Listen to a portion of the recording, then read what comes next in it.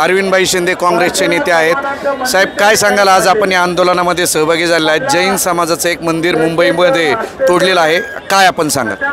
अत्यंत दुःखद घटना आहे। ज्या समाजाने अहिंसा शिकवलं, ज्या समाजाने शांतता शिकवली, त्या समाजाच्याच त्या विषयावर घाला घालणं आणि हा एका जैन मंदिराचा विषय नाही, या प्रवृत्तीचा विषय। अशी डेअरिंग होतेच कशी एका अधिकाऱ्याची? आणि माझं तर ह्याच्या पुढचं म्हणणं आहे की एखादा वॉर्ड ऑफिसर ही डेअरिंग करूच शकत नाही जोपर्यंत वर्ण त्याला। एखादा व्यापारी पैसे देतो, भ्रष्टाचाराच्या पद्धतीने एका अधिकाऱ्याला एक मंदिर तोडायला लावतो।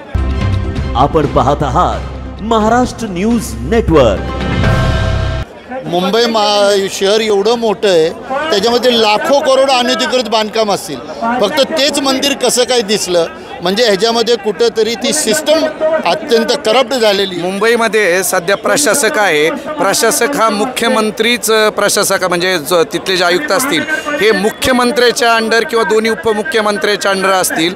तर आपलं काय नेमकं म्हणणं आहे की ह्याच्यामध्ये काही राजकीय हस्तक्षेप असू शकतो का? एका समाजाचा विषय म्हणून मी राजकीय विषय बोलत नव्हतो, पण आपण आता टाकलं तर मी आपल्याला तेच सांगतो की जैन मंदिरसारखी वस्तू जर पाडायची असेल तर वर्ण त्यांना आशीर्वाद असल्याशिवाय होऊ शकत नाही। आणि आजचं एवढी मोठी पोलीस बंदोबस्त द्यायची जर कोणाची ताकद असेल तर ती गृहमंत्री देवेंद्र फडणवीसांची आहे। त्यांनी एवढा मोठा पोलीस बंदोबस्त दिला कसा? त्याचबरोबर एवढी एकनाथ शिंदे त्यांचेच आहेत, त्याच भागामध्ये विले पार्लेमध्ये।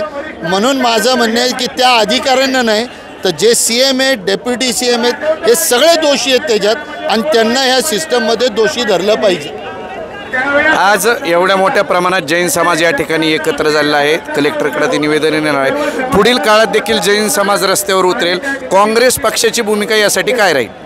काँग्रेस पक्षाची भूमिका प्रत्येक वेळेला सेक्युलर राहिलेली आपल्याला कल्पना असेल। गेल्या वेळेला सुद्धा झारखंडमध्ये ज्या वेळेला एका धार्मिक स्थळाला, जैन धार्मिक स्थळाला टुरिस्ट प्लेस म्हणून डिक्लेअर केलं सन्मीक्षाचं, त्यावेळेला सुद्धा काँग्रेसने विरोध केला होता।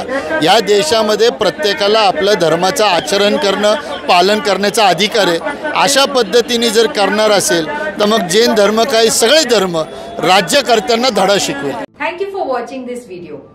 Please like, share and subscribe to our YouTube channel. And don't forget to press the bell icon. Thank you.